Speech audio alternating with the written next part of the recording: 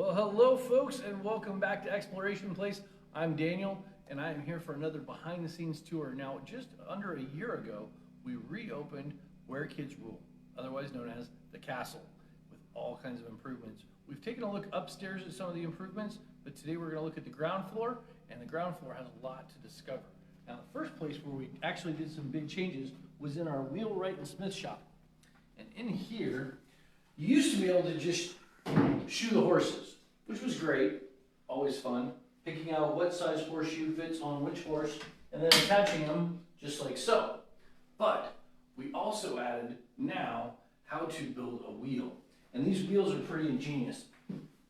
In the old days, a blacksmith shop would not only be doing horseshoes and other implements for around the farm or around town, they would also probably be where you would find somebody who could build wheels for your wagon, for your carriage, for whatever.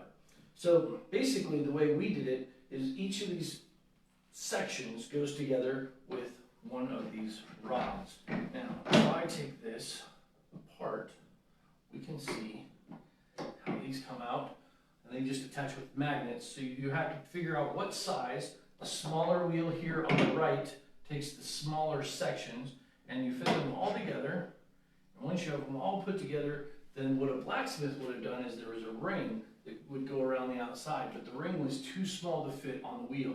So they would heat it up with their forge, which is what we have right over here. Once it's heated up, it would expand. It would expand just enough that they could beat it onto the outside of the wheel. Then when it cooled down, it would contract, holding the whole wheel contraption together.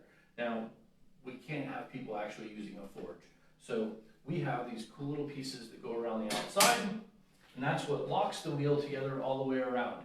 I would suggest when you get back and you're going to try this out, 2 people. It's a lot easier. You'll notice I didn't take it apart and try and put it back together with one person, because 2 hands is sometimes not quite enough to get this whole thing assembled. And behind me, we have a much larger wheel. This one takes a little bit more work. All right, so we're going to head back out and take a look at where one of these wheels might have actually gone. Now, a lot of folks have noticed that we repurposed our castle. This castle has been here in the Where Kids Rule section for a really long time, but it used to sit right down on the ground and you just played inside of it. But our guys here at Exploration Place were able to take it, put it up on wheels, add a steering section, put the horses from the stable that used to be over there where we started. The horses are now drawing the carriage. They put on a cool canvas top, and now you can be inside the carriage, or you can sit right up here and drive the carriage, just like they would have done in the old days. And of course, this seat right over here, well, we all know this is the shotgun seat. That term wouldn't come around until the days of shotguns and stagecoaches in the Old West. So if we move right over here, another one of the additions that we have here in the castle is the fishing pond. And the fishing pond is super useful and super popular because it's also a cooperative activity. You have one person who's fishing, and what they're going to do is take their fishing rod, dip it down into the river, and see if they can pick up a fish. Look, I caught a small one, so I'll throw that there in my bucket. But there's also a second person who makes it a little more challenging, because they take the wheel, and as they turn the wheel, the fish go around through the pond. Now, the person who's turning the wheel could also be in charge of replacing the fish so that the pond stays stocked all the time. And then this, of course, goes right back in the bucket over there at the end. So kind of a cool addition and a really neat way to watch people play together. It's a cooperative, but it's also a lot of fun. Now, right over here is the garden. And the garden used to kind of float around in different places, but it's found a home with all these lovely new graphics that we have on the wall. These were way improved since our old ones. And the orchard that we added in, we've got an apple tree and we have a pear tree. The apples are nice little beautiful apples that you might see here.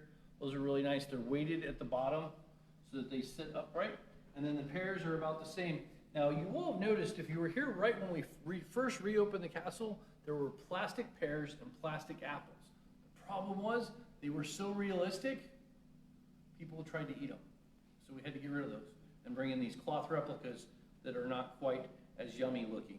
Now, one of the other cool parts that we've added in around the castle in different areas is we've added in gathering bags so that you can gather your fruits and vegetables to take up to the kitchen for cooking.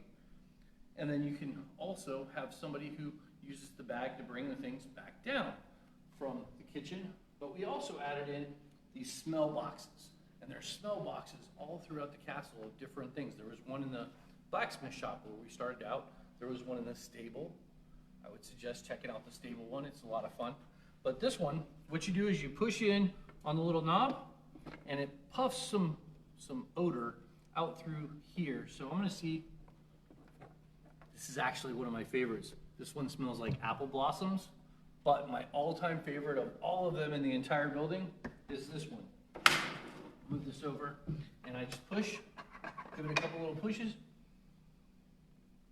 smells like fresh pears.